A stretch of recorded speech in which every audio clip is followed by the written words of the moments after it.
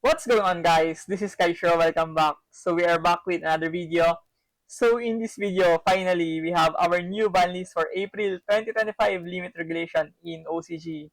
So this will be a very pivotal ban list and regulation for us to shape the mid-year of the OCG format for the 2025 season, and expect that these ban lists will address the issues and also pave way for the new archetypes to shine in the upcoming Deck Build Justice Hunters format. So without further ado, let's start. So we do have a Yu-Gi-Oh! Organization site here by New Arcadia article of limit regulation. First would be the newly forbidden cards would be artifact site limited to forbidden. So as it should be, I do really think that this card has to go. It's just so pesky. And the thing with site is if you don't have any quick play cards that may interrupt the site, the moment that it got summoned on your face, I think you don't have any counter plays left. And inevitably, it's just going to skip your turn and your opponent does win the following turn, no? Because you don't have anything to do if your mechanics are locked.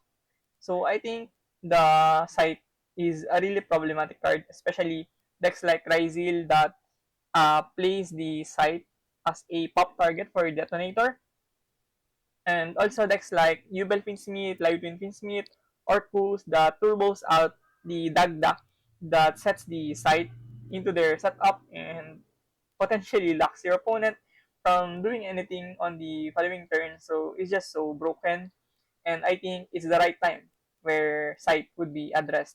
Next would be Summon Limit, another generic floodgate that is really problematic for a large period of time already. We do have seen the recent Battle Nexus tournaments and also the tournaments of Yu-Gi-Oh! Asia 3-on-3 and also the previous Campus League. Almost all of the topping decks are playing Summon Limit, and the problem with this card is it's not the control decks that are benefiting from the Summon Limit.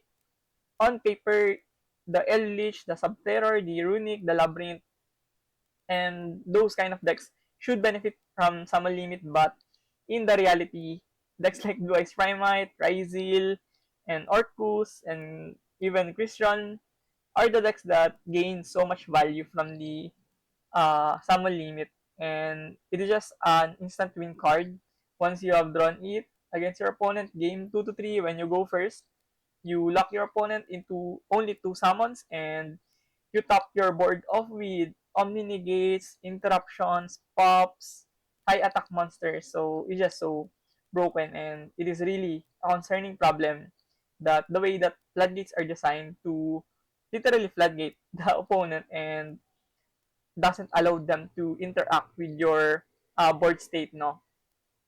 So yeah, I think those two cards are really fair to be banned, and I think Konami is doing the right movements or actions to balance out the game, especially game 2 to 3 problems. And next would be limited section. We do have a chunk of cards here. Sword Ryzil coming up first. It's either Ice or Sword, no? I think the two of them are very powerful cards in retrospect for Ryzil, but Konami have opted to play the route of limiting the sword so that Ryzil doesn't have much extensions with their normal summon. The normal summon sword would just come up eventually on their line of play. So I think it's also logical to hit the sword, even though I have predicted that Ice is the one that will be limited to one. I just think that sword to one is still a very valid choice for Konami. Next would be Dimension Shifter. It doesn't surprise me, to be honest, because we have seen the tactical try Exosister deck box or contents, and we do have seen Shifter is only at one copy, and it just gave me a firm idea why it is only at one, where Exosister is a deck that capitalizes on Shifter, and Shifter is at two at this current state, no? But when we have seen the Shifter at one, I think it is a predicament that Shifter will go into one to balance out the graveyard hate, hand traps, and potentially those anti-meta and graveyard hate-centric decks. So yeah, I think it's also fair. Malice, of course, capitalizes on Shifter as well. And moving on, speaking of the devil, we do have Malice to Dormouse into one. Is rightfully deserved, I think. Even though I have predicted that Link Decoder will go into 0 and Dormouse will go into 2, I think Dormouse into 1 is also a logical way to deal with Malice consistency. But the problem is, I think people can adapt the recent trend of I Meet You inclusion from the at Ignister cards so that Malice can still go away with playing through the Ignister line of play. And I think Dormouse to 1 is massive, but I think Malice is still relatively powerful and decent on a certain degree. It will be able to hang around tier 3, yeah, probably. I think it is still capable of doing that. And next would be 7 Tachyon, another way to limit the power and consistency of the arguably best deck, the most winning deck in this stage. Brazil, of course. The rank 4 toolbox deck is just so consistent above anything else. So Tachyon to 1, I think it is also an indirect nerf towards the K9, which also utilizes the 7 Tachyon and almost a bunch of rank 4 and other XYZ decks no, in general, they tend to rely on 7 Tachyon to boost their consistency. So it is becoming too generic and too usable. So I think it is also a way to limit those decks from getting so much consistency from just one card of 7 Tachyon. And next we have the grass looks greener. I think this is one of the cards that I have predicted that will be going to be hit, but I didn't include it on my previous prediction video because for some reasons I think grass is a really underutilized card in the game before the Mali 60 variant, and I do think that grass decks can suffer on consistency issues because of their 60 card nature deck, but the game changer for the grass was the recent tops of Mali 60 on large tournaments, Battle Nexus, Campus League tournaments, and also on the China mainland tournaments, Chinese city tournaments, Indonesian dual city tournaments. I think those 60 decks gave an impression to Konami that grass can be a very problematic card, especially on the right deck that can utilize the 60 card variants and also the graveyard floating effects of their monsters like Orcus, no?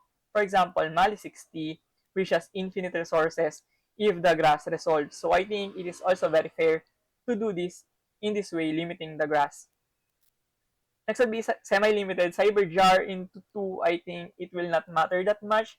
Even though there are really mad people that will try to abuse the Cyberjar, I think it doesn't really matter on higher level of play. I think it just comes up on some pub tournaments or locals, no, where Cyberjar can do some FTK or silly things, but is not going to happen on higher level of plays. And we do have Sleepy Memory to 2. It will inevitably going to boost the draw power, consistency, and resilience of Purely, which it badly needs because it was heavily targeted from the previous ban list and the deck doesn't really have the power ceiling to fare against the best decks available. And I just think that it is fair because Purely is an archetype that is kinda well balanced. It's just so broken when things are going smoothly for them when opponent doesn't have any answers towards the Nor. So now I think the format is really in a spot that really can compete but will not be going to be very overwhelming or overpowered. So moving on next, we have unlimited section. We have parking, high avatar, Kirin. Semi-limited to limited. I think it's just fair, no? People in TCG like Tinkaboy won YCS with parking, but it doesn't mean that parking is really powerful and unjustly broken. I think Snake Eyes and Sinful Spoils are the culprits why Kirin is at R2 before, and parking as a pure deck with the Volcanics and stuff, no? I think it's very fair. It has a very strong grind game resource pool and also very potent mid game, but it's not really overly tuned or ever overly broken on turn 0 or turn 1, no? I think it takes a lot of skill to pilot the deck, and it's not very easy to do that in OCG when opponents does have a barrage of hand traps thrown at you and also some floodgates to take care against, no? So yeah, I think it's also fine to do this. Next, we do have Monkey Board, semi to unlimited. I think it's also fair. I mean, Pendulum Magicians badly need some fine adjustment. I think Pendulum is the only summoning mechanic that is not really used right now. The only Pendulum deck that are doing something on the metagame was Ryuga, and it's not even capitalizing on the Pendulum summon mechanic. So yeah, it's really hard. Tough times, yeah, really, for the Pendulum decks out there. So I think Monkey Board into 3 will slightly boost their firepower, but it's not enough. Yeah, it's not enough. It's really not enough. Objectively speaking, it's not enough.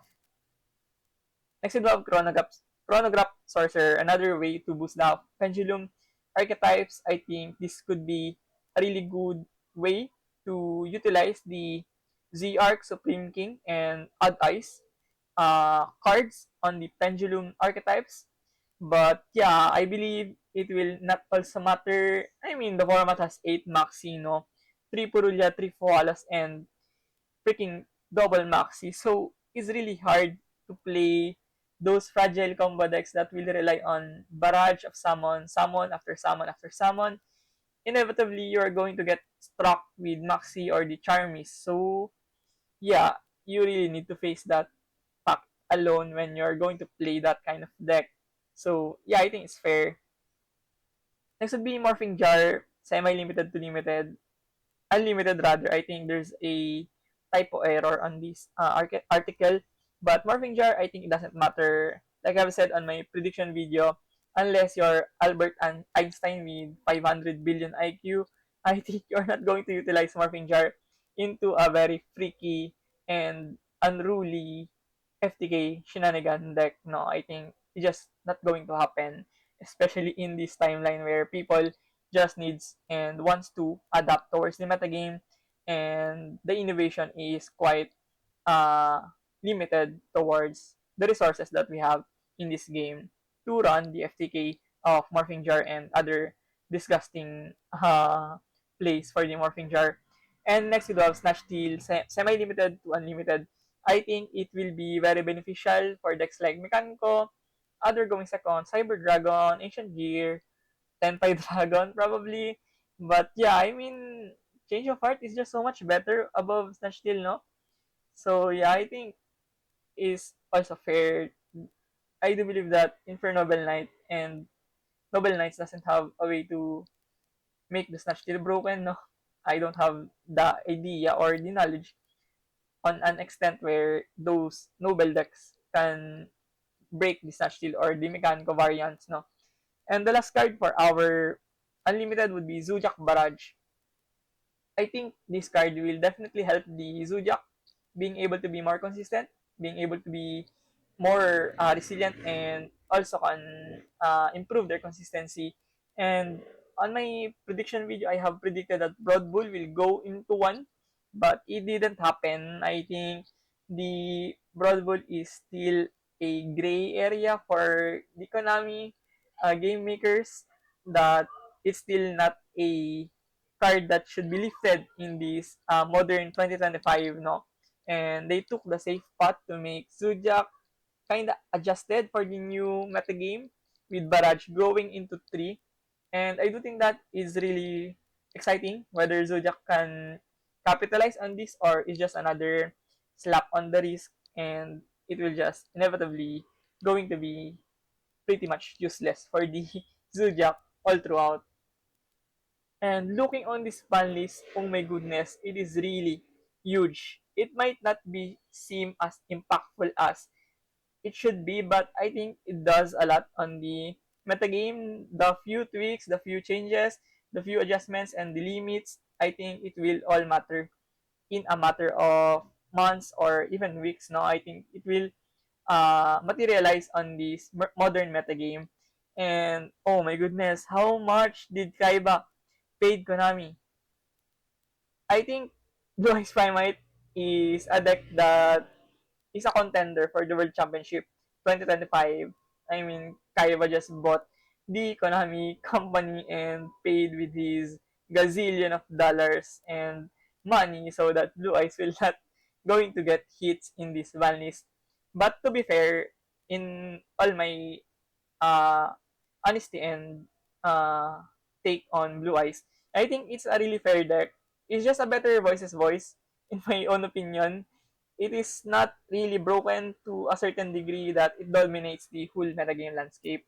It is still strong. It's very strong, especially if the pilot of Blue Eyes is really good on micromanaging his resources. No, I think it's a really fantastic deck, but it's not a game breaker or something uh, type of snake eyes type of deck. No, it's not going to be like that.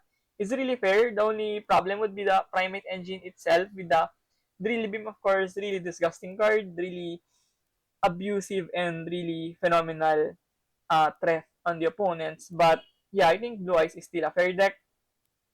And with the inclusion of Yami, Dragon Tail, and K9, I think the Blue Eyes will still hang on the middle of the pack, kind of fourth, fifth, sixth best deck, no?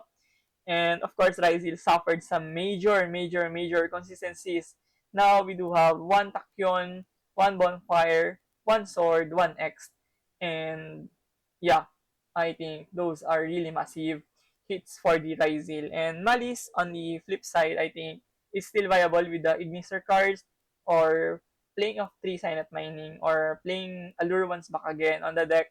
I think it could recuperate the consistency that it lost from this ban list, and overall it is just going to push the Yami and Dragon Tail and probably K9 to be the top 3 best decks in this format, especially Yami. It just looks so terrifying at this current stage where Yami is dominating Japan metagame as we speak right now. No? So what are your thoughts on this ban list, guys?